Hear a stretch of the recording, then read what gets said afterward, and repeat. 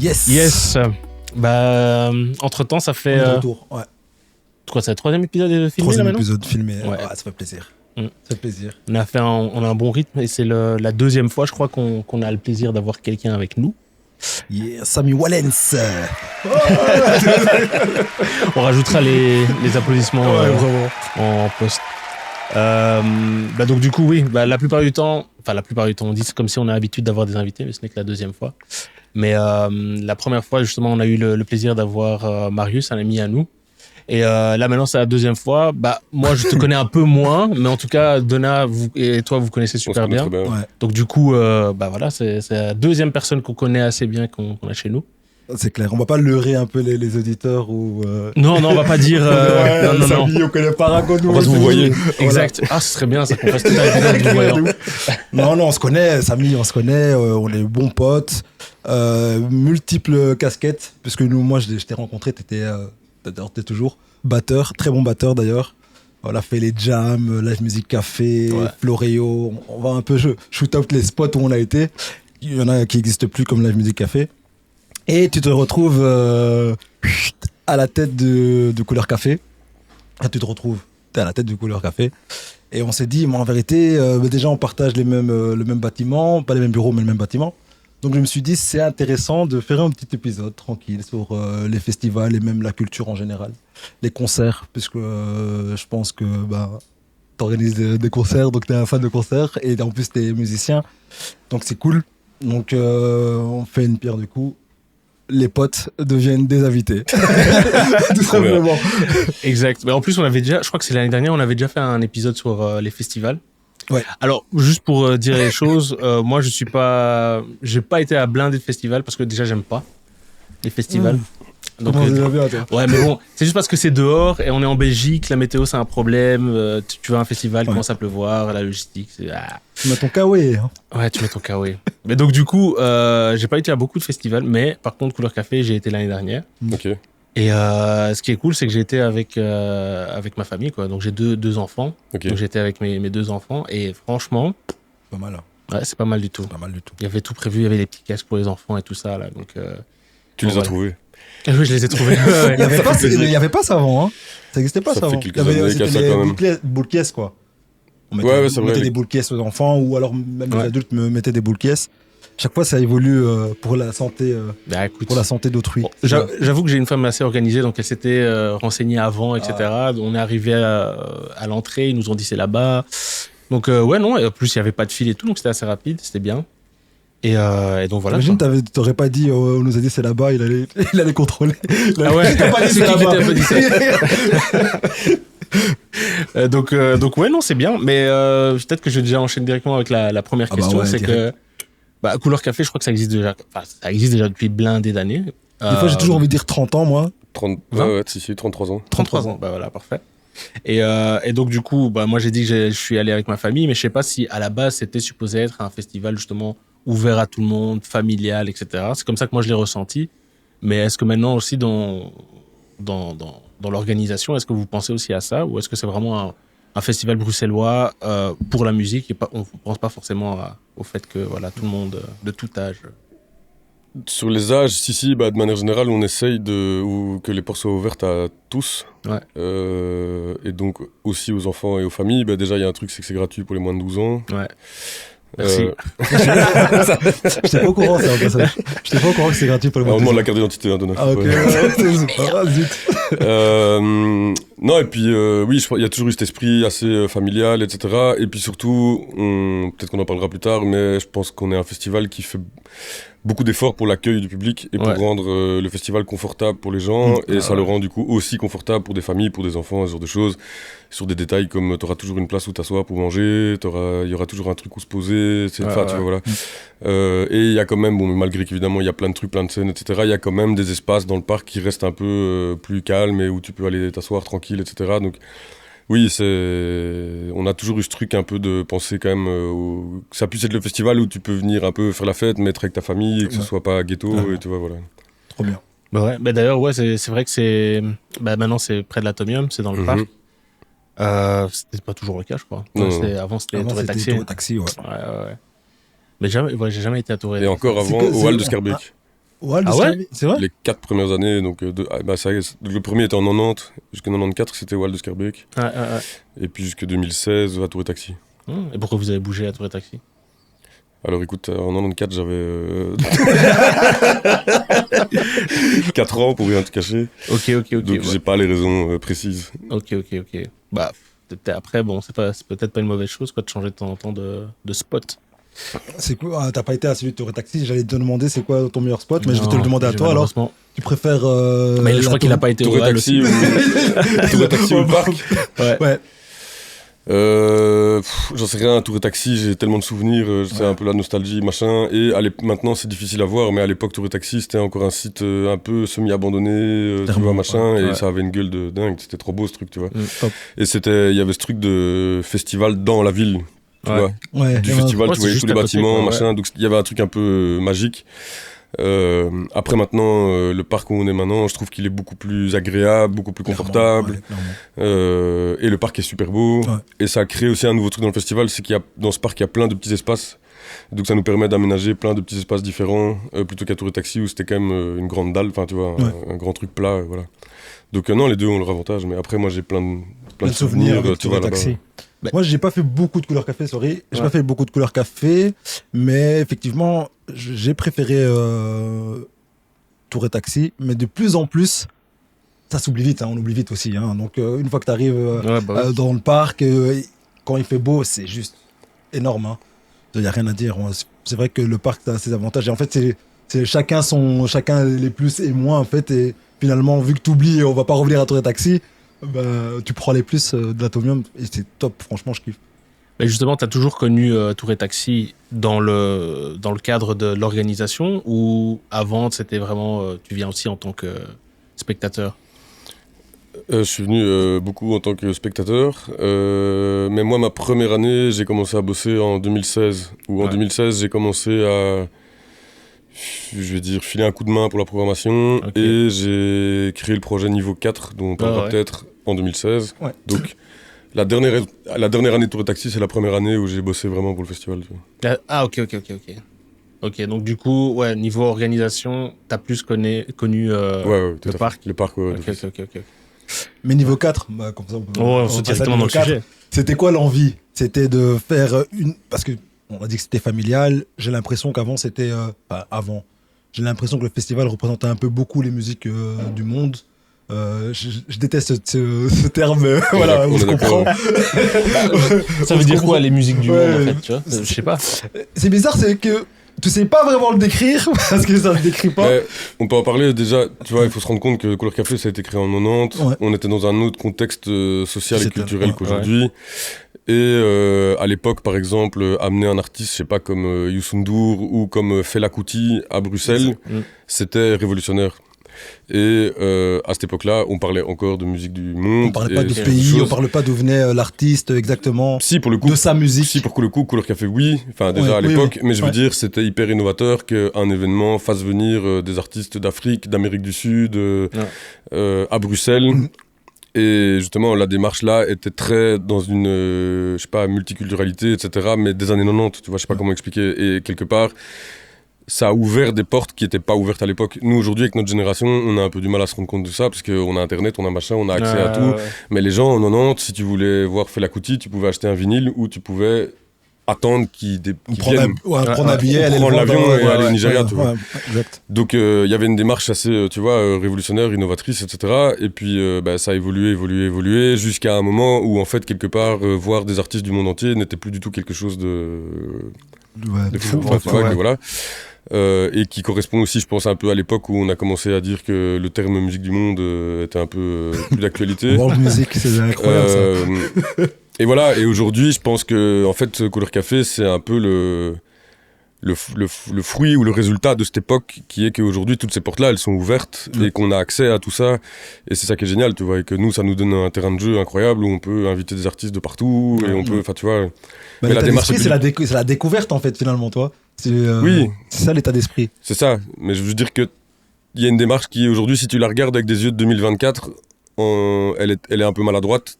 Tu vois, Ouais. tu vois ce que je veux dire, d'accentuer par exemple sur la culture afro, des trucs comme ça, tu vois. Ouais. Aujourd'hui, ce serait un peu maladroit, mais il faut se rendre compte qu'à l'époque, c'était tellement ne le faisaient pas que c'était une manière de montrer des cultures, des cultures différentes, clairement. Trop bien. Non, ouais, c'est vrai que j'avais jamais pensé comme ça que, ouais, entre les années 90 et maintenant, c'est totalement différent. C'est vrai que maintenant, on a accès à tout. Il y a plus, comment dire, il y a plus ce besoin d'aller quelque part pour découvrir. Enfin, en tout cas, on a accès à tout. Beaucoup moins, on a accès à tout. Mais donc, du coup, pour vous, c'est un peu plus chaud aussi, dans le sens où vous avez plus cet aspect-là de...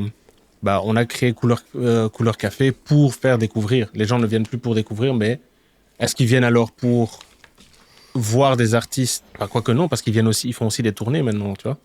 Donc, je sais pas, comment est-ce que vous situez par... Non, oui, ma question c'est... Couleur Café, alors maintenant, vu que ce n'est plus la découverte, c'est quoi l'objectif? C'est quoi le plus important? Si ça l'est, c'est juste que en fait, tout va tellement beaucoup plus vite. Enfin, moi, je peux donner un exemple récent, par exemple, 2019, 2020, Covid, machin. Ouais. Ça a été un peu l'apparition de l'afropop avec les Nigérians, tu vois. Honnêtement, en Belgique, on a été les premiers à les faire. Tu vois, on a été les premiers à inviter ces artistes-là, etc. 2 ans plus tard, ils étaient partout.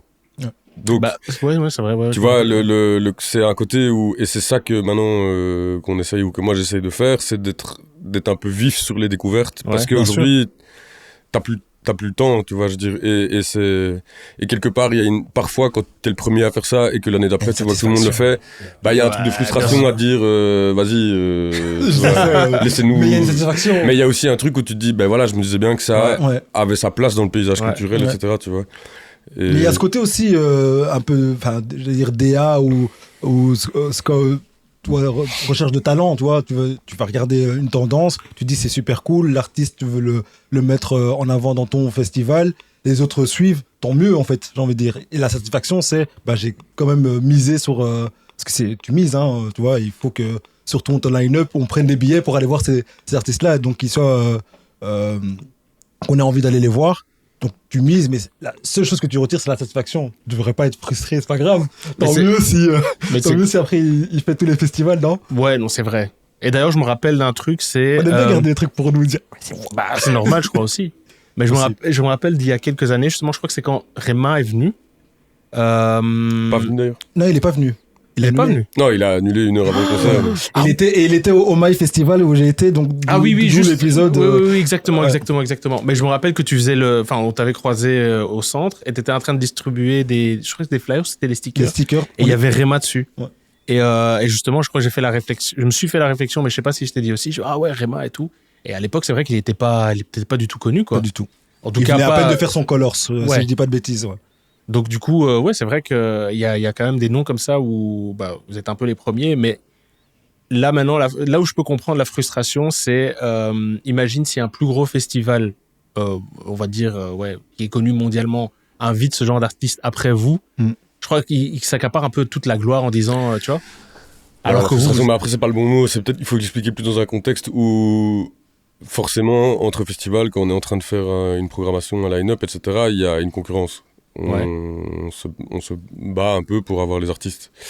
Aujourd'hui, le paysage culturel belge est très particulier parce que, là, je parle que des gros. C'est une couche, quoi, tu vois.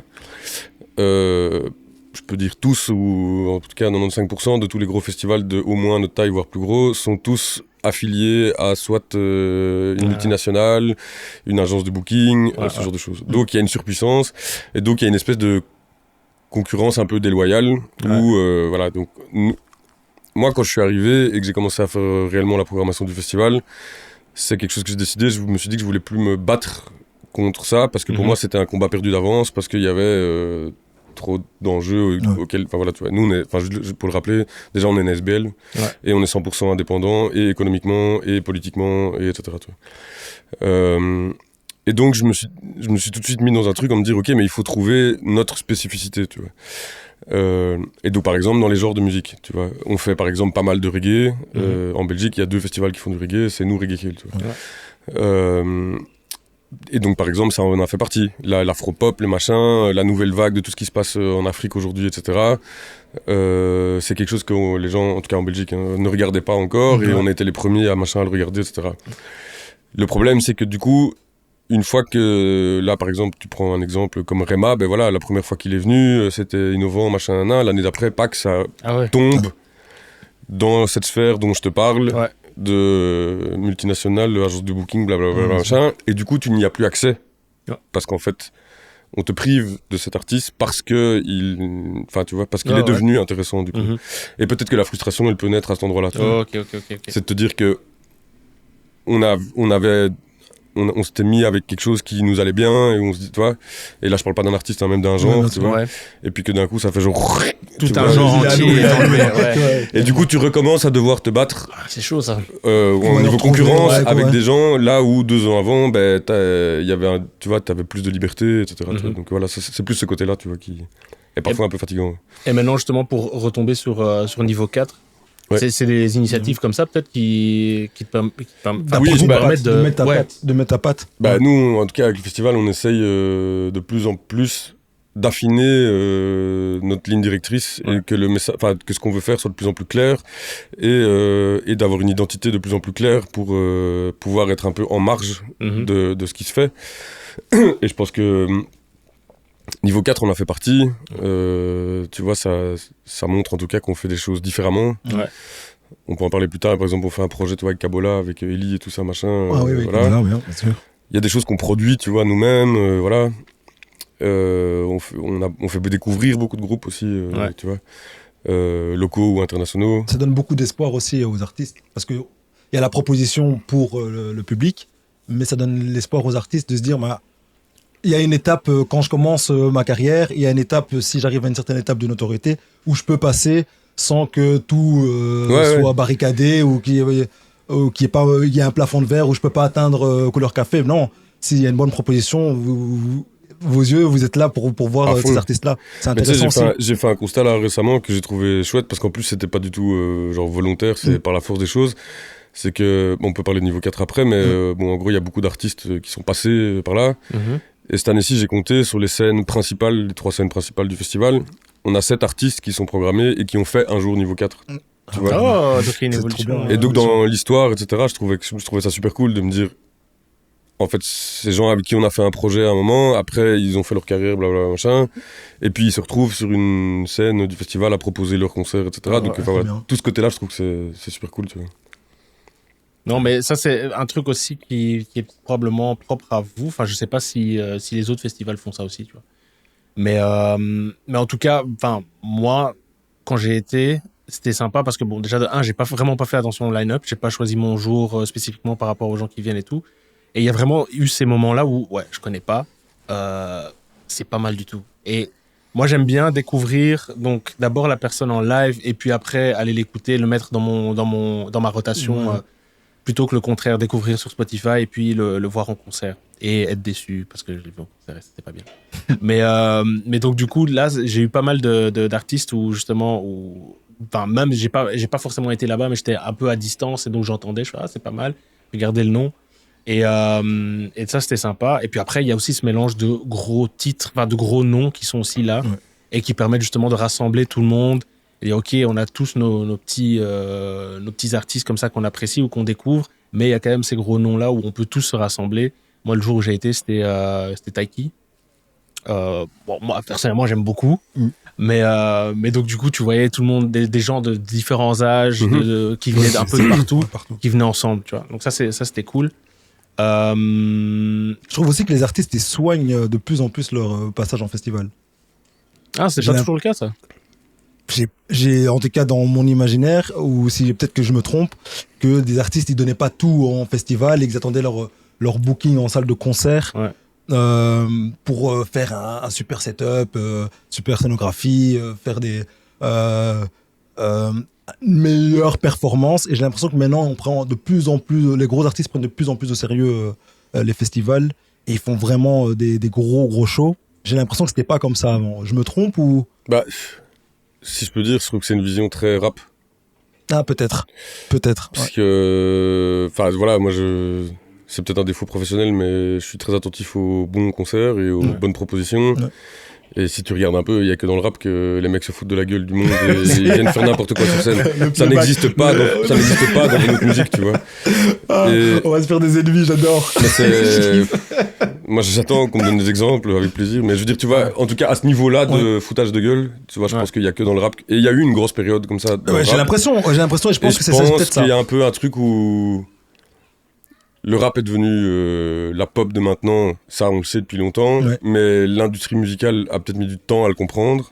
Qu'il fallait donner la priorité. Et que depuis que du coup le rap est vraiment devenu la pop de maintenant, en fait le rap est produit et entouré par les mêmes producteurs que la chanson française des années, tu vois. Et donc, je pense qu'il y a beaucoup plus un encadrement maintenant des boîtes de production de live, des boîtes de machin, qui poussent aussi leurs artistes il y a des résidences, à faire des scénographies, à faire des résidences, à machin. Clairement. Et j'ai l'impression qu'en plus là depuis peu, ça a créé par exemple en France la compétition du Zénith de Paris là, tu vois, d'un coup il y a ce truc un peu rap de compète qui est super parce que ça a toujours existé dans le rap et très bien tout d'un coup il faut faire le plus gros show au Zénith de Paris et puis lui il a fait ça, du coup moi je vais faire ça, du coup moi je vais faire ça, et ça engendre ça génère un truc de vouloir produire des shows, et tant mieux, mais c'est juste que j'ai l'impression que ça a pris un peu de temps.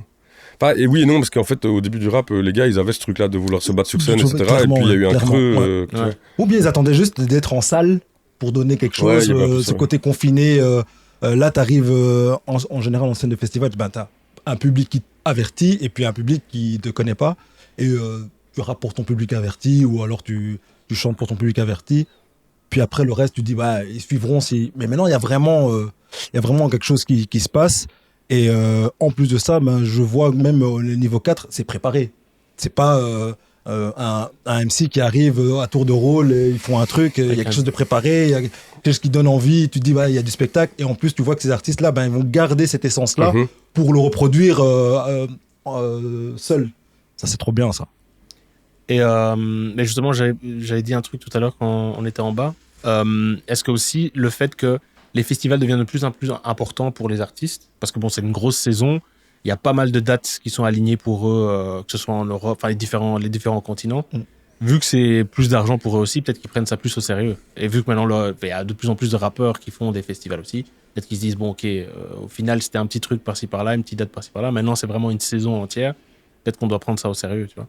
Peut-être que c'est là aussi quelque chose qui joue et qu'ils se disent, bon, c'est peut-être un festival, mais on va peut-être mettre un peu plus d'efforts. Ouais.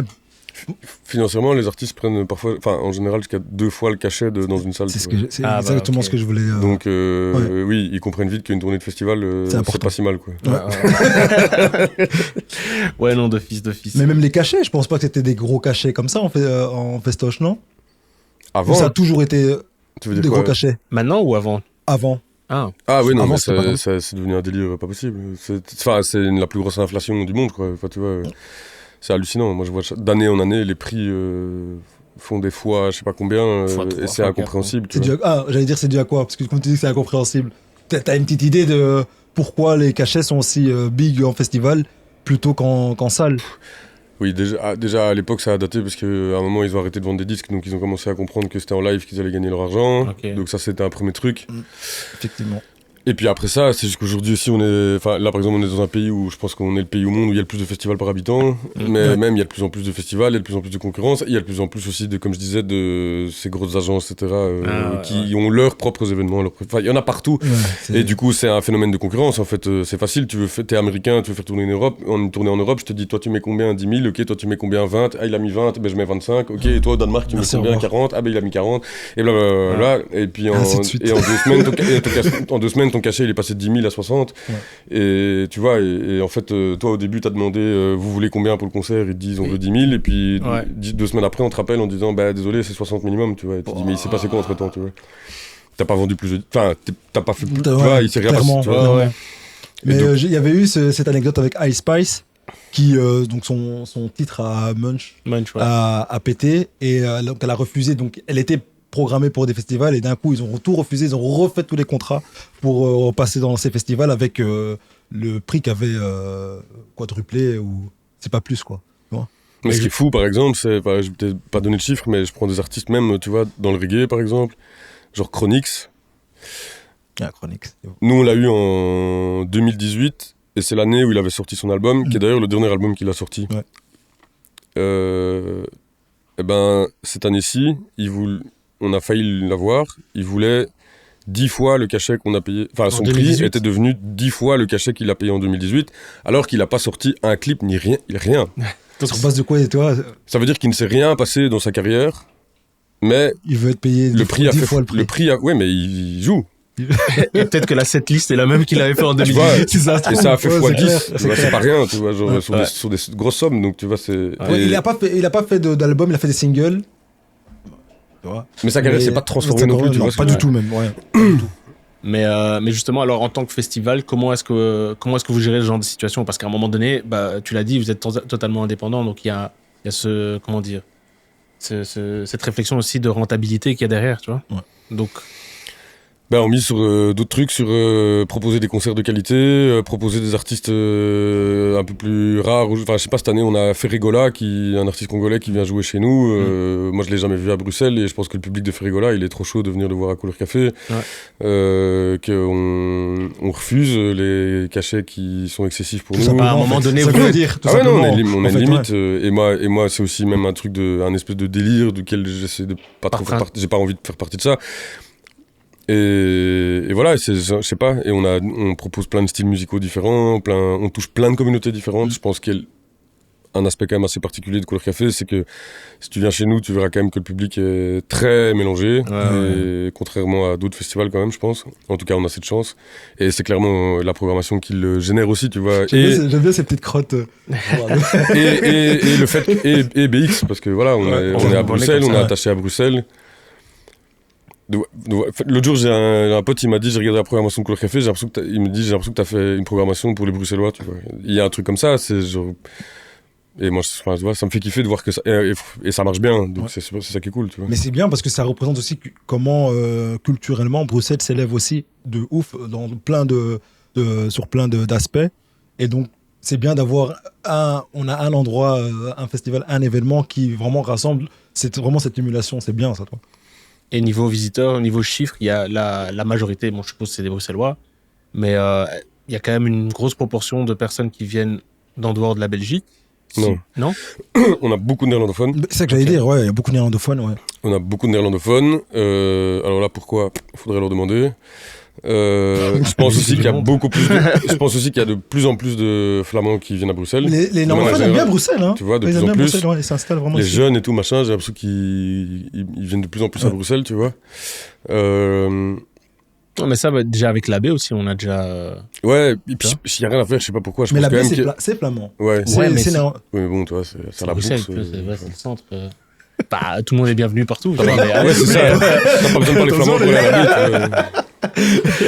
Mais donc du coup, ça c'est quand même intéressant d'avoir un festival aussi grand déjà qui propose un panel aussi large, mais quand même les visiteurs sont, bon, je dirais pas 100% parce que c'est pas 100% belge, les visiteurs, mais quand même une grosse majorité reste belge, quoi. Alors qu'autour il y a d'autres festivals, enfin je pense il y a quoi, il y a Werther, il y a les Ardentes, il y a le festival à Molenbeek là, comment il s'appelle encore, Core Festival. C'est fini ça. C'est fini. Ok. Aïe. Ben voilà, en primeur, on a une info qu'on n'avait pas. Je crois que pour dire, c'est la spécificité, c'est que chez nous, à Couleur Café, tu peux aller voir Ferregola, qui est un artiste congolais. Le même jour, aller voir Badgal, qui est une grosse artiste de reggaeton. Ouais.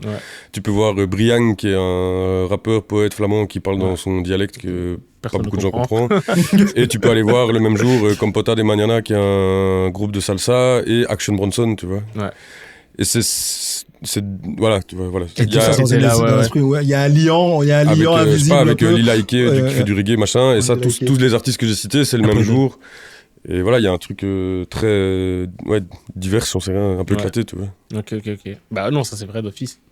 Mais attends, c'était quoi encore que je voulais poser comme question quand on parlait justement des cachets? Donc oui, il y a aussi un côté principe. J'ai pas posé ma question tout à l'heure. Il y a aussi un côté principe dans le sens où tu te dis, bon, à un moment donné, les gars, même si on peut... Une éthique, peut-être. C'est pas raisonnable. Il y a aussi ça qui joue, je suppose.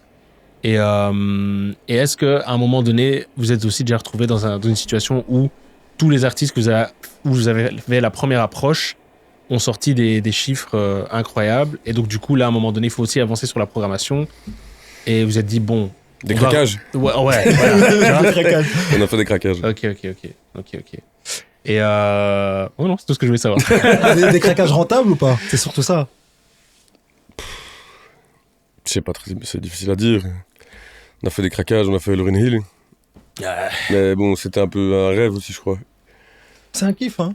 Oui, tu vois, t'imagines. Ouais, mais bon, c'est un kiff pour beaucoup. Enfin, nous, on a tous kiffé, c'est pas ça le truc, mais pour toi aussi, t'es là.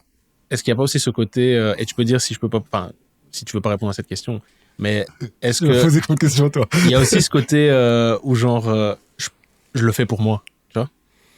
Parce que tu sais que tu peux, parce que. Franchement, honnêtement, il y a plein de groupes comme ça, mais c'est les petites personnes, c'est les petits. Ouais. Ah, c'est pas les gros, Non. t'as jamais eu. Ok. Non, vraiment, parce que. Mais déjà, avec les gros, en fait, finalement, comme je dis, avec tout ce truc, enfin, toute cette industrie, on a peu le choix, finalement, tu vois. On a une marge de manœuvre qui est beaucoup plus faible, et c'est beaucoup plus cool, là, comme taf, quand tu peux vraiment, genre, tu découvres un groupe que tu kiffes, et que tu peux te dire, vas-y, je vais les mettre sur une scène à une bonne heure, machin, parce que je sais que les gens, ils vont se le prendre. C'était 2023, 2022, je sais plus. On a eu Pongo. Toi, tu vois, Pongo? Ouais, c'est terrible. Et tu vois, à ce moment-là, franchement, c'était petit. Et moi, je l'ai mis sur la grande scène du festival à 22h. Et c'était blindé, c'était full. Et franchement, les gens, ils ont pris. Et ça par Elle exemple. n'a jamais fait des salles avec autant de personnes. Non. Faut bien préciser. Mais ça, par exemple, c'est un kiff. Ouais. Oui, c'est un peu un kiff où tu te dis, mais c'est trop cool, tu vas faire. T'avais fait la même chose l'année passée, on en avait discuté avec. T'as mis le dimanche à 22h. Allez, il faut que je me rappelle de son nom, j'ai oublié. Mais c'était quand? C'était l'année dernière? L'année dernière, ouais. Notre ami, ouais, oh merde. Sur 2024, là. il a fait l'effort. Je me rappellerai de son nom peut-être plus tard. Ce sera peut-être trop tard, mais voilà. Et justement, est-ce qu'il y a eu le contraire où tu t'as dit non, les gars, ça c'est n'importe quoi, faites pas ça, et ce nom c'est quand même retrouvé dans le line-up? Est-ce qu'il y a des moments où tu te dis, cet artiste-là, franchement, moi, c'est zéro, mais Et qu'on fait finalement. ouais, tu le fais. Oui. Ouais. Et comment ça se passe alors? C'est qui arrive à convaincre qui a... Mais là, je fais la programmation seul, donc je me convainc moi-même. Tu te forces toi-même, tu fais, bon, ok, c'est bon. Non, mais après, c'est aussi c'est particulier. Tu dois te mettre dans une optique où quand tu fais la programmation d'un festival, tu fais pas ça pour toi, tu vois. Tu fais ça en fait pour le festival et pour les gens qui sont là, tu vois. Et donc parfois, il faut oublier tes goûts. Et tu vois, tu coches les cases, quoi. Tu as un peu une sorte de template de ce que tu dois avoir. C'est quoi les cases? cases? Un équilibre. Voilà, c'est un équilibre entre. C'est ça que je disais, le lien transparent entre tous ces artistes voilà. et les scènes et tout ça. Ouais. Moi, j'essaie de trouver un truc qui est cohérent dans le festival, qui ait une couleur cohérente, etc. machin. Et là-dedans, en fait, je le dis souvent comme ça, c'est que pour moi, c'est comme une recette de cuisine, tu vois. Parfois, quand je parle à l'équipe et tout, je dis ah putain, j'hésite à faire cet artiste-là. Ils me disent ah t'es fou, faut pas faire ça, etc. Mais pour moi, c'est pour arriver à la recette générale, il faut un peu de ça, un peu de ça, un peu de ça, un peu de ça. Et oui, parfois, on a besoin de quelque chose de peut-être un peu plus populaire et un peu plus, tu vois, mainstream ou n'importe. Ah ouais. Parce que si on fait que des artistes de niche, il y aura pas le moment dont tu parles où tout le monde va se rassembler et que les gens, quand ils font la fête et tout, et qu'ils ont été voir 3 super concerts, une découverte, machin, ils ont peut-être besoin du moment où ils vont se retrouver à 6 potes à chanter une chanson tous ensemble. Tu vois, voilà, tu vois. Et ça, c'est peut-être des fois les trucs que t'as un peu moins de kiff à faire parce que tu te dis, ouais, c'est un peu plus évident de faire celui-là ou celui-là, enfin, tu vois, je sais pas. Ouais. Mais donc pour moi, c'est ça, c'est une recette dans laquelle t'as besoin de plein d'ingrédients et voilà. Mais tu dois être au courant de ces ingrédients, tu vois. Parce que vu que c'est pas ton kiff, t'es pas forcément au courant de... Bon, après, t'es dans le milieu, donc du coup, je suppose que d'une manière ou d'une autre, ces noms viennent à toi et que donc du coup, voilà, tu les écoutes. Après, quand je dis que je fais le booking seul, je prends etc. Mais je me nourris de plein de gens, tu vois. Ça, c'est sûr. Okay. Ah, tu devrais prendre tel type, tu devrais prendre tel type. Oui. Tu vas regarder, tu regardes un peu ses dispos. D'office. Ouais, c'est normal. Ouais. Mais je suis vieux, hein, j'ai plus 20 ans. Je sais plus ce qui se passe. T'écoutes encore beaucoup de musique, non? C'est ça que j'allais dire, justement. T'écoutes encore ouais. Testmaker un peu, t'écoutes des trucs un peu moins mainstream, underground, que tu te dis, je vais le suivre le temps qu'il fasse son trou, qu'il pète, et puis hop, je vais sauter dessus. Ou alors vraiment, il a déjà une certaine notoriété, et puis tu dis, ok, quelqu'un t'en entend parler, tu dis, ah, c'est la deuxième personne qui m'en parle, là. Oui, comme ça. Voilà. Ok, c'est cool ça. Mais ça, c'était... Quand on parle de ça, justement, je pense à comment il s'appelle, Questlove. Apparemment, le gars passe je crois que c'est chaque dimanche, il dit chaque dimanche, il fait une session de 3 heures où le but c'est d'écouter que des sons dont il ne connaît pas l'artiste. Ok. Mais donc tu t'imagines, chaque semaine, 3 heures, tu passes à écouter des sons que tu connais pas. Et c'est quoi le but? C'est de se nourrir d'eux ou c'est juste découvrir? Non, se nourrir d'eux. Lui, il veut vraiment. Enfin, lui, c'est dans le but de faire des. Bah, il est DJ maintenant, donc du coup, je suppose qu'il veut. C'est pour ajouter dans ses sets ou des trucs comme ça. Ou peut-être avec The Roots, l'inspiration, j'en sais rien. Mais il a ce truc de 3 heures d'affilée. Parce qu'il faut. C'est important pour lui, il faut que ce soit 3 heures d'affilée, apparemment. Je sais pas pourquoi. Et donc, du coup, déjà, de un, ça montre à quel point il y a tellement de musique. Et comme on disait tout à l'heure, en 2024, tu as accès à tout, quoi. Ouais, à l'époque, tu devais quand même te déplacer, chercher tes vinyles, chercher tes CD, tu vois, des trucs comme ça, dépenser de l'argent pour pouvoir découvrir. Mais maintenant, c'est incroyable, quoi. Ouais. T'as tout à portée de main, quoi. Juste, j'ai vu aussi que t'avais, on a été d'ailleurs à ces événements. En plus du festival, t'as rajouté, t'avais envie de faire la fête. T'as rajouté 2 dates hors période de festival pour faire des Couleur Café Club. Comment ça se fait? Pourquoi t'as pensé à ça? Garder aussi un lien avec les jeunes. Parce que quand je suis arrivé, je dirais un peu aux manettes, je trouvais ça un peu dommage parce que tu vois, nous on travaille toute l'année et on a des idées toute l'année. Bref, on a plein de trucs, comme des gens qui sont ensemble, quoi. Et je trouvais ça un peu dommage d'avoir que 3 jours pour faire quelque chose, même pour s'exprimer, etc. Tu vois. Et que on est dans la démarche, on est en train mais j'aimerais bien qu'on puisse à terme à un moment exister un peu toute l'année, tu vois. Pouvoir proposer des choses toute l'année. Et même parfois dans des petits détails, tu vois, par exemple on a développé fort le merchandising où tu vois, on va sortir un nouveau t-shirt en octobre, rien à voir avec le festival, machin, des trucs comme ça. Du coup on a créé les Couleur Café Club. Tu peux montrer ton t-shirt aussi, hein, ce que tu... Regardez ça pour la fin, on a commencé les Couleur Café Club qui sont une version très club, fête, machin, etc. Du festival pour, 1000-1500 personnes. Pour l'instant, on en fait 2 par an, on en fera peut-être plus. L'année passée, on avait appelé ça Couleur Café Track, où on avait annoncé ça la veille ou le jour même. On avait fait des concerts gratuits dans la rue, voilà. Ouais, et du coup, on aimerait bien, je sais pas, l'année prochaine, on pense à une expo, on pense à des choses comme ça. On aime une expansion de la marque Couleur Café, un peu dans plein d'activités, faire vivre au-delà du festival. En fait, aujourd'hui, l'équipe du festival, elle est devenue super jeune et très, très, très bruxelloise. C'est des gens, je sais pas, ils sont dans la ville, ils sont actifs dans cette ville, on est actifs partout. Demandeurs, ouais. Et du coup, je crois qu'on a un peu envie aussi de faire partie de cette vie-là, mais de manière plus quotidienne qu'une fois par an, tu vois. Ouais. T'as pas peur que les gens se lassent et se lassent, simplement?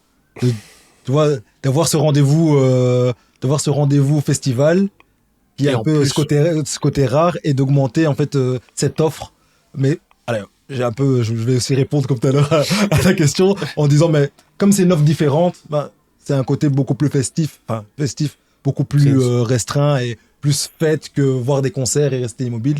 Et je suis passé aussi, mais je me pose quand même la question, est-ce que t'as pas peur que l'un fragilise l'autre? Ouais.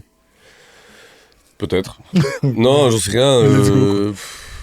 Bon, après, c'est dans ma tête. Moi, je me dis qu'on peut aussi peut-être toucher des publics différents. Pour moi, il y a des gens qui pourraient venir que au Couleur Café Club et qui n'aiment pas les festivals. Il y a des gens qui, tu vois, voilà. C'est ce que j'allais dire. Non, ouais, voilà. C'est vrai. Mais justement, encore une fois, j'aime pas faire la comparaison, mais parce que c'est un festival complètement différent. Ouais. Mais Tomorrowland, ils ont fait ça. Ils ont Tomorrowland classique. Puis ils ont le Tomorrowland hiver, je crois. Et puis ils ont fait le Tomorrow World. À la base, c'était une journée, 2, puis tu vois. Et puis, et donc là, maintenant, je me dis peut-être que l'effet se dilue un peu. Mais après, en même temps, je sais pas, vous existez depuis tellement d'années que peut-être qu'il y a besoin justement de faire ce pas supplémentaire. Bien sûr. Je sais pas. C'était peut-être ça. C'est ça aussi. Tout à l'heure, je voulais parler de stratégie digitale, comment vous implantez au niveau digital. Mais finalement, il y a aussi une stratégie qui est beaucoup plus sociale. J'allais dire que il y a toujours un rendez-vous où les gens vont se revoir. Donc ça fait partie de la stratégie en soi, tu vois. Bah ouais, à fond. Bah tu vois, par exemple, moi j'aimerais trop un jour, mais bon, je sais pas, qu'on ait un lieu, par exemple, tu vois. Qu'on ait un lieu, Couleur Café, à l'année, dans Bruxelles, qui puisse vivre sous plein de formes, dans lequel on pourrait faire des petits concerts, on pourrait faire des expos, on pourrait faire des résidences, on pourrait faire, je sais pas, plein de trucs. Enfin, tu vois, Ouais, c'est une manière d'être actif pendant l'année. Enfin, c'est pas qu'on manque d'activité, nous, Faire mais... vivre une c'est ça communauté, que je faire voulais une dire. communauté. Non, mais couleur avec café, quoi. avec les gens, tu vois. Ouais. Ouais. Et pour ça, c'est quoi qui... Enfin bon, c'est quoi qui freine? Parce que ça a l'air plus accessible que En fait, ce d'organiser qui un freine, festival, c'est tu vois. que notre rythme de travail est très particulier, tu vois, sur une année. C'est que, on va dire que, je sais pas, en septembre, octobre, novembre, etc., c'est des mois où on est un peu plus calme. Ouais. Et c'est des mois où on a plein d'idées, plein de projets, plein de créativité, plein de trucs, tu vois. Et puis après, on arrive vite en février, mars, avril, où en fait, c'est dans le l'autoroute guidon jusqu'au après, festival Ouais, faut et concrétiser, on fait que ça. Et à ce moment-là, quand tu reviens en disant, tu te souviens qu'on avait dit qu'on allait faire ça, ta gueule, pas le temps. On arrive jusqu'au festival, le temps de finir le festival, on est fin juillet. En fin juillet, il n'y a plus personne qui peut entendre parler de quoi que ce soit parce qu'on est tous, tu vois, on a besoin d'une coupure, de machin, un mois de pause. Et t'es de nouveau en septembre, en fait, le mois où t'avais eu l'idée l'année d'avant, tu vois. Ouais. Et donc ce processus, il est assez compliqué à casser entre t'as une idée et on va vraiment la faire L'exécuter, et ouais. pas se faire bouffer par tu vois. Et donc voilà, par exemple, tu vois, moi là, je suis en train de chercher des dates pour Couleur Café Club, mais c'est super bizarre. Dans 4 semaines, c'est le festival, j'ai autre chose à foutre. Donc, tu vois, il y a un truc. Voilà. C'est ce rythme-là, on doit un peu le trouver et l'installer, tu vois. Ouais. Et maintenant, vous êtes à combien dans l'organisation, au total? Là, maintenant Maintenant. Ouf. Ah oui, ça aussi, ça varie, je suppose. Ah bah ouais. Ok. Tu peux expliquer ce qu'on a dit justement en off quand on est tout à l'heure? Ben, on est. Je dirais qu'on est entre 10 et 15 personnes à bosser à l'année pour le festival, mais ça veut dire là-dedans, il y a des gens qui, à certains moments, travaillent peut-être un jour par semaine, et puis à la fin, travaillent temps plein, quoi. Je dirais qu'on est 3-4 à travailler de manière assez conséquente à l'année. Enfin, genre, on fait que ça, tu vois. Temps plein, ouais. Mais là, aujourd'hui, on est peut-être 30, tu vois. Non, mais on est 30 ici, et il y en a encore peut-être, je sais pas, 30 ou 40 autres qui bossent de chez eux, machin, blabla. En fait, l'équipe, elle passe de 3, 4, 5 à 10 à 30, et puis sur la fin, on est des centaines, et puis au festival, on est 3000, tu vois. Donc, Mais ça aussi, ça veut dire que, bah, tu vois, tu passes de 3 personnes à temps plein à 3000. Mais comment ça s'organise? Moi, tout à l'heure, quand on était en banque, qu'on réfléchissait, moi, c'était surtout cet aspect logistique. Tu vois. Donc, c'est pas propre à Couleur Café. C'est l'entrepreneuriat, quoi. C'est une PME, quoi, en fait. Ouais, mais non, une PME, ça peut être stable pendant toute l'année. Là, tu passes de 3 à 3000. Et ces gens, c'est pas une fois, c'est chaque année. 3, 3000, 3, 3000, 3, 3000, tu vois. Donc, du coup, je suppose qu'il y a des gens qui reviennent chaque année et qui bossent à chaque fois pour le festival. Ouais. Mais après, comment est-ce que tu peux avoir des personnes fixes à qui tu peux faire confiance chaque année pour gérer cette partie-là, Ah, on rajoute le merchandising, tu viens de dire. Ok, soit qu'il faut qu'on trouve quelqu'un qui fasse ça, ou soit c'est quelqu'un qui existe déjà dans l'équipe qui va reprendre ça. Tu vois, pour moi, comment est-ce que ça se gère, en fait, ce genre de truc? Ou est-ce que c'est la juste distribution des rôles, le choix des personnes. Ouais, non, pas la gestion humaine déjà de 1, mais trouver assez de personnes capables de gérer cette masse de personnes, quoi, tu vois. Parce que, ouais, c'est pas... C'est des profils particuliers. Ça c'est vrai. Non, mais c'est vrai. Parce que c'est pas tout le monde qui a envie de se lancer dans un truc comme ça. C'est un type de vie, je veux dire, dans un certain sens, un peu risqué, parce que, tu vois, ça offre très peu de stabilité. Nous, on bosse que avec des freelance, machin, des indépendants. Ouais. Si je viens de parler, je vais te dire, en septembre, j'ai une demi-journée de travail par semaine pour toi, et puis en octobre, 1. Ouais. Et puis, par contre, en avril, mai, juin, full time. Donc, il faudrait que tu fasses des trucs à côté, ce serait bien pour toi. Mais par contre, pendant ces mois-là, tu peux rien faire à côté. Ouais. Tu vois, donc c'est super... Des gens qui se lancent là-dedans, il faut qu'ils soient un peu... qu'ils aient pas trop peur du risque non plus, tu vois. Il y a quand même un côté comme ça. Et qu'en plus de ça, pendant une bonne partie de l'année, c'est hyper intense. Je veux dire, ça te bouffe bien ta vie. Enfin, tu vois, dans un sens où ça prend, quoi. Tu vois, les derniers mois, on est à fond et les gens, ils bossent et ils pensent qu'à ça. Et enfin, tu vois, c'est très prenant, quoi. Et fatigant. Donc, ouais, non, c'est pas tout le monde qui a envie de faire ça. Mais... ça crée aussi une cohésion, une solidarité, un truc de groupe. Tu pars à la guerre avec plein avec Ouais, des tu vois, mecs, ça, quoi, c'est génial. des gens, Ouais. toi. Tu vois, c'est trop cool. C'est tu vois. trop, c'est dingue. Ah, il y a des problèmes là, ok, Ah, ouais, oui, t'inquiète. bah. Ouais, franchement, le truc de on est ensemble, Ouais. il Ouais. est hyper fort. Tu vois. Ouais. Il est hyper fort parce qu'on sait aussi tous qu'on a besoin des uns des autres pour y arriver. Tu vois, on est en permanence en train de se demander des trucs. Tu peux faire ça, je peux faire ça, machin. J'ai besoin de ça de toi, moi j'ai besoin de ça de toi. Blablabla. Enfin, tu vois. Et donc ça ne tient qu'à cette cohésion. Tu vois. Donc ça c'est super enrichissant aussi. Tu vois. Ouais. Mais comment tu crées ça aussi? Parce que chaque année, tu recommences. Et c'est pas forcément avec les mêmes personnes, Ouais. tu vois. Non, mais enfin bon, dans la majorité, c'est quand même beaucoup de gens qui reviennent. Et puis ouais, t'as chaque année, je sais pas, 2-3 éléments qui parce qu'ils arrêtent, parce qu'on se sépare, parce que machin, que tu remplaces, que Des tu nouveaux changes. stagiaires, tu vois, peut-être. Ouais, on a aussi. chaque année des nouveaux stagiaires. Ouais, non, c'est chaud. Et puis, toi, à la tête, le jour même, il y a 3000 personnes qui sont là. C'est pas moi qui gère les 3 millions. Non, non. J'imagine. Ouais, mais bon, après, non, ça, j'imagine bien. Mais après, c'est.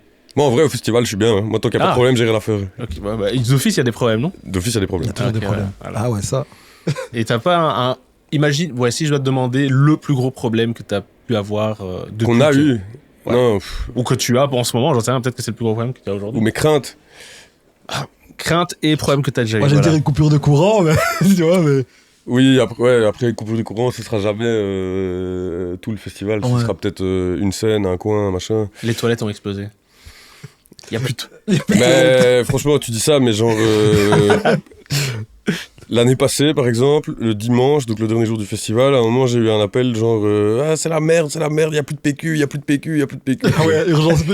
Et donc j'ai débarqué et je me souviens que je me suis retrouvé avec Céline qui gère beaucoup toute la logistique du festival et tout. On était à deux, on savait combien de rouleaux il restait, tu vois, il y avait un compte, tu vois, et on était à deux à se dire bon, on est dimanche, il est 21h, il y a 23 000 personnes, à mon avis dans les 2 heures il y en a 8 000 qui seront partis, tu vois, et on est en train de compter, bon, toi tu penses que si tu restes 3 heures dans un festival, tu vas combien de fois aux toilettes, tu vois, mais vraiment on était à deux dans un coin, à se dire, je réflexion. sais pas, 4 fois, ok, mais quand tu vas aux toilettes, tu utilises plus ou moins combien de feuilles, tu vois. Et on était là avec notre calculette, à fait, ok, autant de personnes fois autant de trucs fois autant de papier, ok, il nous faut 200 rouleaux. Et je me souviens, on a appelé un runner, tu vois, c'est les gars qui font, enfin, les runs et tout machin. Il était genre 23h. Bon, en gros, tu dois trouver 200 rouleaux de papier toilette, mais tout est fermé. Ouais, je sais pas, chez les paquis, les night shops, n'importe, tu te débrouilles, machin. Il est revenu avec ses 200 rouleaux. Et là, il est revenu avec les Ouais, 200 ouais, rouleaux. il a fait sa T'imagines mission. le paquet? Ouais, t'inquiète. Et il en a fait plusieurs. Chaque fois, il rentrait, il disait, je prends tout. Ok, je prends tout. Ah, c'est très énorme. Ouais, non, ça c'est chaud ça. Non, les trucs apocalyptiques, c'est genre, je sais pas, t'as plus de gobelets, des trucs comme ça, tu vois. Mais ça, c'est votre responsabilité aussi? Ouais. Ah, ok, merde. Ah En fait, il y a rien qui est pas. Sous pas votre, de votre ouais. responsabilité, quoi. Ah oui, non. Parce que j'imagine les boissons, peut-être que tu peux. Comment dire? Tu peux dire aux personnes, aux fournisseurs, par exemple, de boissons, c'est vous qui vous occupez de tout, tu vois. Que ce soit gobelets, boissons, tout, tu vois. Non, les fournisseurs, ils nous fournissent des boissons. Ils les amènent, quoi, avec des camions, et puis après, nous, on gère tout. Ok. C'est pas genre, c'est vous le bar et puis. Non, c'est nos bars, c'est nos Ok, équipes. ok. Ok. Et la crainte? Sous-traitance intempestive, quoi. Ouais. C'est bien. Non, après, la vérité, c'est que les plus grosses craintes, elles sont météorologiques. Ouais. Ouais. Bah oui, parce que. Ah, t'es en Belgique, ça fait des années que tu le fais, tu sais que. Voilà. Ouais, mais c'est pour ça que c'est la plus grosse crainte, parce qu'on est en Belgique. Et donc, quoi, bah justement, pour les festivals, c'est quoi? La pluie, est-ce que c'est vraiment réellement un problème ou pas? Bah, ça casse l'ambiance quand même, quoi. Ouais, franchement, ouais. Est-ce que Ça les gens casse l'ambiance, partent ça casse les On a- ventes. On en a fait des Et festivals, après, ça casse l'ambiance, on a ouais. des grosses craintes d'interdiction avec le vent et ce genre de choses, tu vois. Ah ouais, en plus, c'est un parc. Donc, il y a à partir d'un certain kilomètre-heure de vent, c'est fermé, quoi. Donc, ça, c'est une grosse crainte, ouais. Bah, c'était les Ardentes l'année dernière? Je sais plus. Les Ardentes l'année dernière, ils ont annulé le dimanche. Ouais. Dimanche, ouais. Bah, depuis Pukkelpop, ça. Bah ouais, c'est ça, parce que il y a eu Ouais. des morts et tout machin. Ouais, donc, ça a été ouais. compliqué, hein, très compliqué. Et donc comment ça se passe alors? C'est je sais pas moi, le service météorologique qui est en contact avec vous pour. Où ils disent à la police et la police vous dit ouais c'est bon c'est fini ou. Ouais, c'est dans ce sens-là. Si on a une interdiction, ça viendra des autorités, quoi. Ok. Et de notre bonne conscience aussi. Forcément j'imagine. Non t'inquiète ça va passer. Ça va passer. T'inquiète, ça va. Imagine. Ouais non d'office. Bah ouais et en plus ouais comme on en parlait avant c'était Tour et Taxi maintenant Mhm. c'est le parc. Donc le parc je pense pas qu'il y a des prises. Je pense pas qu'il y a des trucs comme ça. Faut Tour et tout Taxi- ramener, faut ouais, tout il faut ramener, tout ouais. ramener quoi. Ouais. Et ça faut ouais. Bon peut-être que ma question est un peu Peut-être que vite. Tour et Taxi aussi, il fallait tout ramener. Oui, d'office. Oui, je pense aussi. Mais c'est pas des groupes électrogènes, des trucs Si, comme si. Ah, ok, merde. Okay. Je pensais qu'il y avait une prise à l'atomium. Non, Tu non, prends non. l'énergie de l'atomium et Bah ouais, tout. c'est ça. Pendant 3 jours, on éteint l'atomium, c'est bon. Tu vois. Ok, mais ouais, non, c'est chaud, c'est chaud. Ouais, non. Et dire que nous, on veut aussi faire des événements. Et... On va pas faire des festivals, hein. Ouais, non, je sais. Mais déjà rien que faire une soirée, tu vois, c'est déjà, ouais. Il faut prévoir les boissons, il faut prévoir un DJ, il faut prévoir Imagine un festival. C'est combien de personnes, combien de visiteurs par De visiteurs sur les 3 jours ouais. On a 23-24 000. Ah, sur les 3 jours Ouais, sur les 3 jours. 23-24 x 3, pas loin des 70 000, 70 000, 72 000. 70 personnes. Courage, on n'en sera pas là. Non, d'office. Mais je ne sais même pas si un jour. Enfin, un jour, oui, peut-être on Peut-être, arrivera, oui. Mais ouais, 70 000 personnes, quoi. Ok. Et les gens, quand ils arrivent au niveau ticketing, tu vois, les trucs, tout est fait à l'avance, c'est juste des scanners. Enfin, il faut juste les scanner, tu vois, à la base. Ok. Désolé, c'est toutes des questions logistiques qui viennent en tête.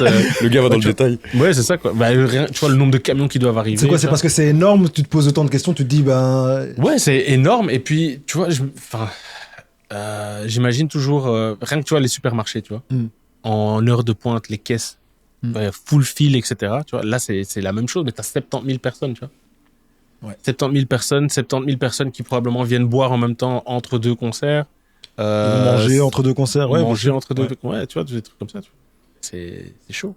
Mais j'ai rencontré une de tes collègues collaboratrices qui s'occupe tout des plans du site, ce qui est logistique. Elle m'a expliqué un peu. Ça avait l'air énorme quand même.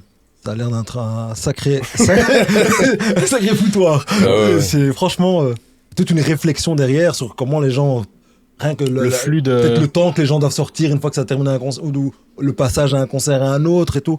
C'est Mais ça, par exemple, pour donner un exemple, parce que là vous parlez de logistique, etc. Parce qu'il y a aussi, je vois la vision de se dire, de s'occuper de tout. Enfin, je vais donner un exemple concret. En 2022, on a eu des gros problèmes de fil à l'entrée. Ouais. Particulièrement le vendredi, le premier jour, parce que là, par exemple, tous les gens qui ont acheté un bracelet 3 jours, tu dois leur mettre leur bracelet. Après, le samedi, dimanche, ils doivent plus repasser par là, ils ont déjà leur bracelet. Donc, le jour le plus compliqué pour nous, c'est le vendredi. Tu vois. Et on a eu 1h30 de fil, tu vois. Donc, comment on résout ça? bien l'enfer.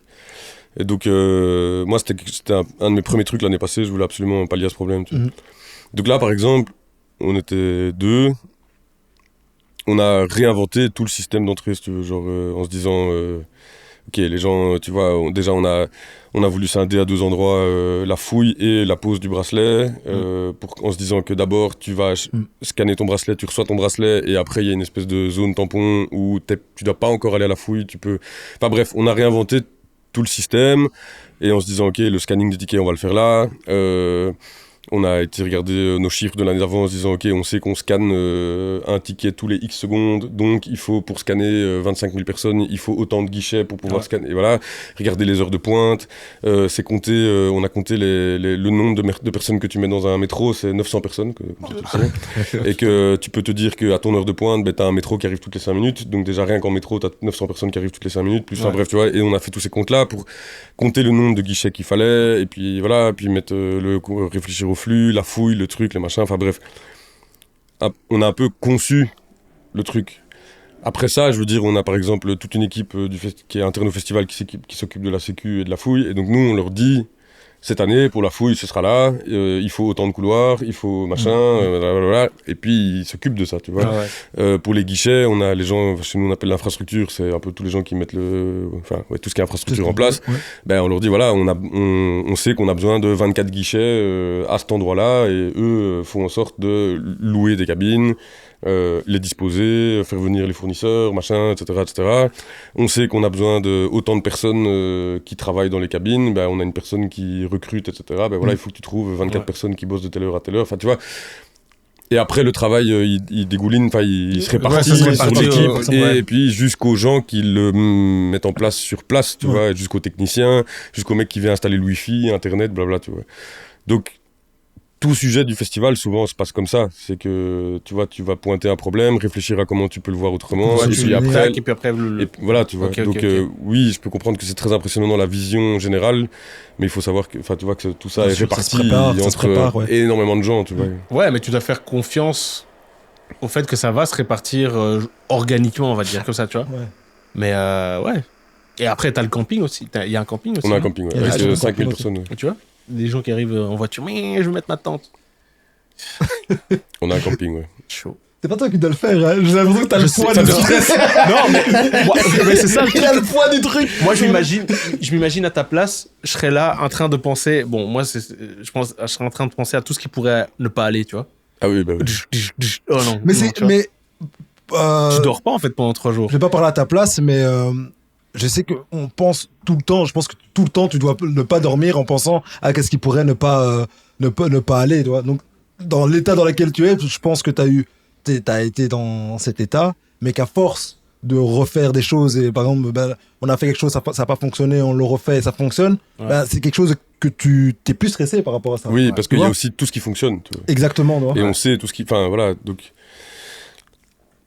Et puis, enfin, j'en sais rien, je pense qu'il y a plein de boulots comme ça qui peuvent, dans plein de matières différentes. C'est vrai quand même que ça te demande un petit switch en fin de journée, quoi. Ouais. Mais je peux peut-être, j'en sais rien, c'est comme quand tu vois, tu parles à un psy et que tu lui dis comment tu fais quand tu rentres chez toi pour pas pleurer sur la misère du monde. Il va te dire, parce que quand j'ai fini ma journée, à un moment, Je switch, quoi. je suis obligé de switcher et de penser à ma vie privée, et à, tu vois, et à moi, etc. Bon, c'est incomparable. Mais tu vois ce que je veux dire? Il y a ce truc-là de. Même là, maintenant, on a 3 semaines du festival, on a des journées hyper intenses. J'en sais rien, moi, quand j'ai fini, j'ai besoin d'aller faire 1 heure de sport et machin, et puis vivre. Tu vis une vie, Ça tu fait Faire switches, claque quoi. jusqu'à demain matin, on verra demain matin, enfin, Ouais. tu vois, genre, voilà. Et parce que, oui, ça peut te bouffer, ce truc. Et tu pars avant que le festival se termine ou chaque jour tu restes Pendant les jusqu'à- 3 jours? Ouais, pendant les 3 jours. Non, en tout cas, j'attends qu'il n'y ait plus un festivalier dans le site, ça c'est sûr. Ouais. Et. On dort pas beaucoup, là. Ok. Là, c'est 3 jours. Ouais, c'est 3 jours, mais bon, quand même. Là, il donne, tu sais que j'ai pas besoin de beaucoup de sommeil. Alors dans ce cas-là, C'est dit ça pour cette partie-là, ça devrait aller. ça peut aider alors à ce niveau-là, ouais, non, d'office. Mais ouais, non, parce que j'imagine, ouais, tu te dis, bon, tu pars pas avant que les gens partent, tu arrives avant que les gens arrivent. Ah oui, oui. Je sais pas, moi, festival, j'en sais rien. Et il y en a qui sont, c'est bien pire que moi, mais moi, j'allais dormir à 4-5 heures et je suis sur le site à 8-9 heures, tu vois. Bah, sur les petits events qu'on a fait, bah, c'est pas la couleur café, mais sur le festival Smile and Song, j'étais coordinateur de ce festival. Tu dors pas. Mais non, et puis t'as Tu dors l'adrénaline pas, et tout, tu machin, vois. franchement, tu t'en fous. Ouais. Par contre, après les 3 jours, t'es juste chaud, t'es chaud pendant 3 jours, Ouais. c'était 4 jours, t'es chaud pendant 4 jours, après tout retombe, mais tout le reste tu le fais à fond, mais quand je dis à fond, t'es même content de te réveiller et de commencer ta journée et de dire c'est parti, il y a 24 000 personnes qui vont arriver aujourd'hui. Je Ah ouais, pense après, que- nous, ce qui est super dur, c'est le démontage, où là, t'as. Ah oui, je pense mais que c'est c'est pas là, fini. avec les Où là, releases ça et tout ça. claque, Ouais. le truc Ouais. qui tombe C'est le la- lundi matin, là, à Ouais. 8-9 heures du mat, je peux te dire que tout le monde n'est pas de très Pas bonne humeur prêt. et de très bonne emploi. Et là, ces jours-là, ils sont un peu plus, tu vois. Ouais. Et puis alors après, on a encore, nous, 2 semaines au bureau de clôturer le festival, d'administratif, de Ah, machin, ouais. de bazar, où le truc, il est derrière toi, t'as juste envie de dire putain, vas-y, c'est bon. Ouais. Tu vois. Là, à ce moment-là, l'énergie, c'est plus difficile, ouais, tu vois, parce que. Mm. Ah ouais. Mais tu sais, pendant c'est passé, Covid, quoi. t'avais fait le couleur café au Beer, Ouais, au ouais, City Gate à plutôt. Gate, Ouais. Et c'était un peu plus chill le soir. Ouais, ouais. Je te voyais beaucoup plus chill.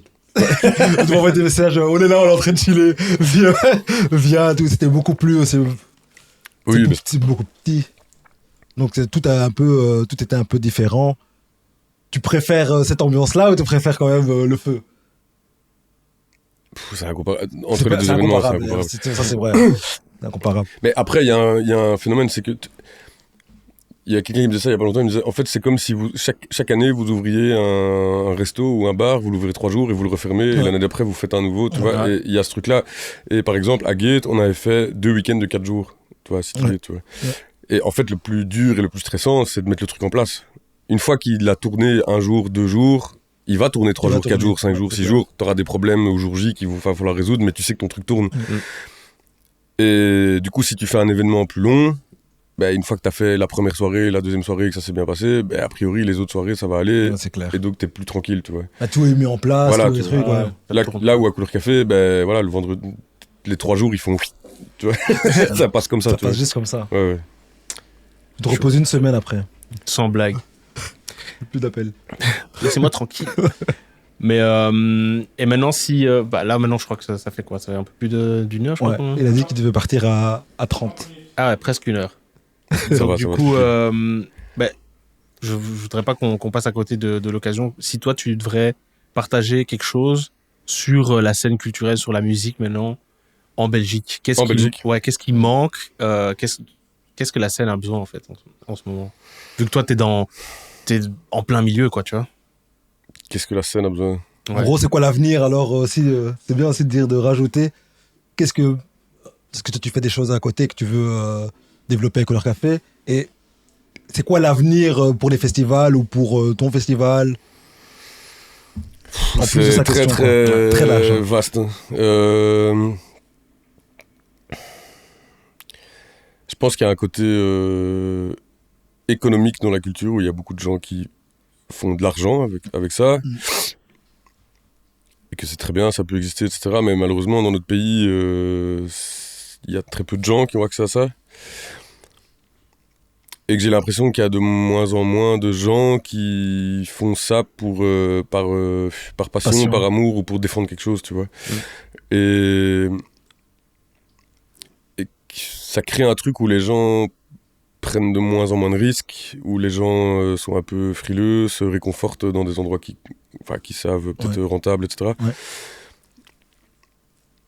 Et je trouve que... Ouais, je trouve que pour moi, c'est un milieu où finalement, il n'y a pas énormément de gens qui se battent. Ok. Tu vois.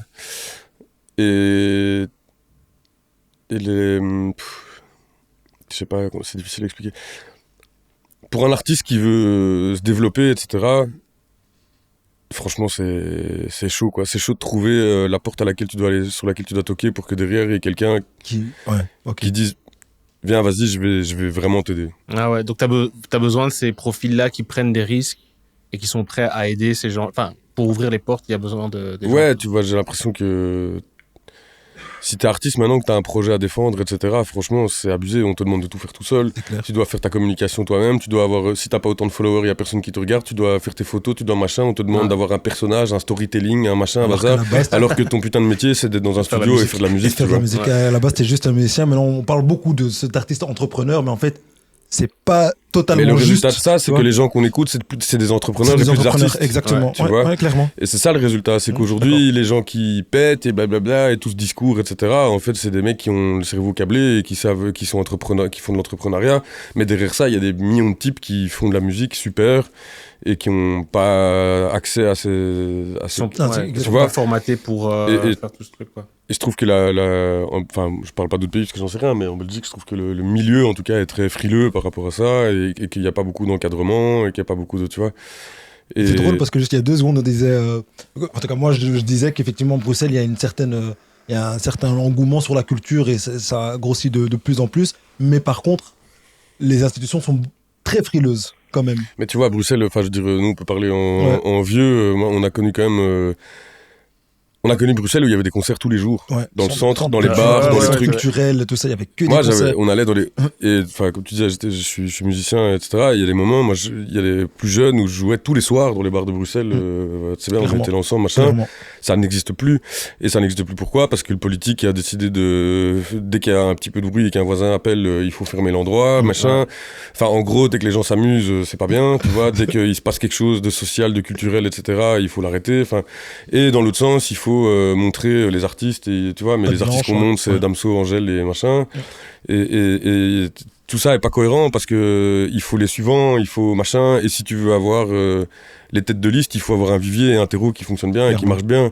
Et moi, quand je vois parfois les sommes, tu vois, que l'État utilise, et même dans la culture, franchement, honnêtement, je me demande parfois, mais putain, donner un billet aux 12 cafés-concerts de Bruxelles, donner-leur une autorisation pour faire du bruit de manière raisonnable jusqu'à des minuit, 1h du matin, j'en sais rien. Et que, du coup, quand 1h du matin, c'est raisonnable. Hein. Jusqu'à 1h du matin. Mais tu vois, mais c'est aussi que, du coup, que quand un artiste va se produire dans un bar, qu'il puisse aussi, par exemple, être payé correctement. Clairement. Tu vois, parce que c'est ça le problème. Et c'est pas la faute des bars. C'est à un moment, les mecs, économiquement, ils s'en sortent plus, ils savent plus payer les artistes. Mais c'est pas très compliqué, avec des petits moyens, je pense, de soutenir des lieux où il se passe déjà des choses. Et t'as plus, en tant que politique, qu'à mettre un petit billet pour que ça se fasse, tu vois. Et c'est à ce niveau-là que je trouve qu'il y a pas de prise de risque et qu'il n'y a pas de vrai soutien qui du coup ne sont pas liés à la gloire, à l'image et à machin, mais qui sont liés vraiment à quelque chose dans lequel tu crois. Le respect de l'artiste. Cet endroit-là, ce collectif-là de gens, ce qu'ils font, on trouve que c'est vraiment bien, et ben on va vraiment les soutenir. Et Mhm. pas juste un petit peu. Enfin, tu vois, voilà. Ouais, ouais. Et je trouve que ça, c'est un peu le truc dommage parce que dans ce pays, il y a les moyens de le faire, tu vois. C'est sûr et certain. Mais Sur juste- ces belles paroles. Ah, Bah, j'ai- non, vas-y. Sur ces belles. Ah oui, non, attends. Mais justement, par rapport à ça, c'est vrai qu'à l'époque, bon, moi, je sortais pas aussi souvent que ça, mais c'est vrai qu'il y avait toutes les jams. J'ai l'impression que chaque jour, il y avait moyen de faire un truc. Bien Mhm. sûr. Mais aujourd'hui, justement, est-ce que on n'a pas attendu trop longtemps, tu vois? Parce que là, j'ai l'impression que ça diminue et on arrive à un point où ces artistes-là, j'ai l'impression qu'ils sont même plus là. Parce que justement, dans les bars, à cause du voisinage, tu peux plus rien faire. Oui, mais est-ce que maintenant il y a quelqu'un qui est là, bon, moi, je prends les risques, je vais pousser ces artistes-là, mais est-ce qu'ils sont encore là, justement? Ah, les artistes, tu Ouais. veux dire. Moi, je pense que oui. Je pense qu'il y a toujours des gens qui font de la musique. Il y a plein de gens qui créent des projets, Qui qui créent des prennent, groupes, ouais. qui machin. Il y en a plein. Et en plus de ça, maintenant, avec les moyens qu'on a technologiques, machin, je veux dire, avec un peu de thunes que tu mets de côté, tu sais à moitié de faire un studio chez toi, tu sais produire des sons, tu Ouais. sais. Moi, je crois qu'on a énormément de production musicale. C'est pas trop ça le problème, mais. Ça manque par rapport à ce qu'on avait il y a peu, on va même pas dire 10 ans, peu, et ça manque beaucoup. Aujourd'hui, il n'y a plus rien, il se passe pratiquement plus rien. Mais même dans des gens du milieu installés, tu vois, même des gens qui vont bien, et ça peut être autant des managers, des bookers, des trucs, même des programmateurs, je vais mettre dedans des ingénieurs du son, des gars qui ont des studios, Il est etc., encore- machin. Il a encore.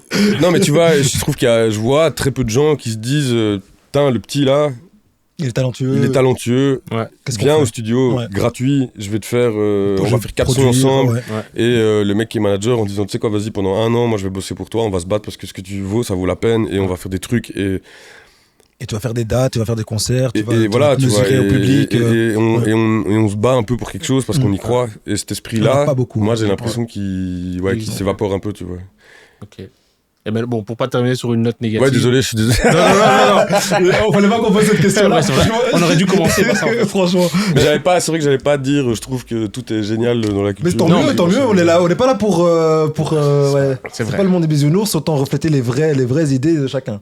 Mais après, on C'est peut mieux. dire, s'il y a un truc qui fonctionne super bien en Belgique, c'est quoi, tu vois? Qu'est-ce qui fait encore garder l'espoir dans la culture, dans la musique, surtout? C'est qu'on Le est quand même. Mais c'est pas une blague, le chômage. Pour les artistes, tu veux dire?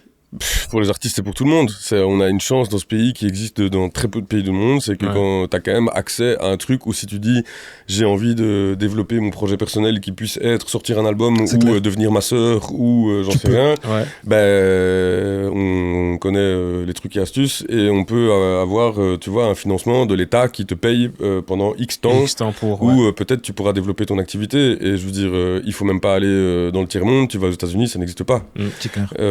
Et ça existe dans très très très très peu de pays et je trouve que parfois on oublie aussi un peu qu'on a cette chance là et que quand on la prend on peut produire quelque chose. Tu vois ce que je veux dire, et que quand on a ce luxe de pouvoir se consacrer à soi et à ce qu'on fait ou à des projets parce qu'on a un soutien financier de l'État, Ouais. on a cette possibilité là aussi, tu vois, de créer des choses, quoi, tu vois. Big up au gouvernement, merci les gars. T'as le vendu ici. Franchement. Donc on disait, Samy. Et après, et un autre truc, non quand même, et un autre truc en Belgique qui est incroyable, c'est l'ouverture sur le monde et la proximité. Tu vois, à Bruxelles, c'est incroyable. C'est vrai. On a une ouverture sur le monde comme les plus grandes capitales du monde, et à la fois, on a l'impression à Bruxelles qu'on se connaît tous, tu vois. Ouais, c'est Et clair. ça, c'est genre, enfin, tu vois, on est tous bruxellois, je crois, ici. Ouais. C'est juste, c'est génial de sentir ça, tu vois. Ouais. On est proche de plein de cultures, on est proche de plein plein de de gens gens, différents, ouais, de plein différents, d'orientations, de tout ce que clairement. tu veux, Ouais. machin. Ça crée une ouverture d'esprit chez tout le monde, ça rassemble les gens. Enfin, franchement, ça, en ayant un peu bougé, etc., c'est quelque chose que j'ai rarement vu, tu vois. En plus, ouais, c'est vrai qu'on se connecte tous via d'office. Voilà quoi. Bah, je pense que toutes nos vidéos, ça sera via toi. D'office. D'ailleurs, si tu connais quelqu'un. Donc, voilà. Franchement, pour l'instant, on va tabler sur ça parce que justement, comme il dit, Bruxelles, tout le monde se connaît Ouais. et on a cette chance-là. Tu vois. Donc, du coup, merci d'être venu. Merci pour cette chance-là. Les 30 piles, les 34, d'avoir- ça va, tu seras pas trop en retard. Non, t'inquiète. Ah merde, il y avait un- t'inquiète. Ah, Ok. Quand je voulais arrêter, c'est vrai. tu vas stopper. C'est vrai qu'il est rentré ici en disant, enfin, je lui ai demandé comment ça va, il dit ouais, c'est la dernière ligne droite. Donc c'est vrai que là maintenant il est très occupé. T'inquiète. Mais ouais, en tout cas, merci beaucoup. Avec plaisir. D'office, on va se recroiser vu qu'on On est est dans le voisins. bâtiment. Voilà, On va aller exactement. boire un petit café. On va boire un petit café. Peut-être on vient chez toi, tu viens chez nous. Et la porte est toujours ouverte. C'est un salon, donc du coup c'est fait pour chiller. Pour chiller. Donc une fois que tout ça sera passé, bah, tu peux venir. Si t'as encore des petites crottes à lancer, tu peux venir. Les micros sont toujours prêts, on a des caméras ici. Si j'ai besoin de vider mon petit sac, je peux venir ici. Exactement, ça va pas de soucis. Ils ont coupé le chômage, ça va plus. Comment on va faire? Donc voilà, bah, en tout cas merci beaucoup et quand tu veux pour un deuxième épisode. Bah, avec plaisir. Merci pour l'invitation. Et bonne mère pour le festival. Ah ouais, surtout. Ça va aller. Enfin, bonne merde, faut pas dire. Il y a déjà eu des problèmes de PQ. C'est subtil, attention. Voilà. Trop bien. Merci les gars. Merci. Et pour le mot de la fin, suivez la page Draft 1000, bien sûr. N'oubliez pas que c'est un podcast interactif. Donc n'hésitez pas, par affiliation, si vous voulez passer, discuter, jeter des petites crottes ou raconter des choses cool. Exactement. On est là, on est prêt à vous accueillir. Voilà. Merci. Yes. Yes. On to the next one.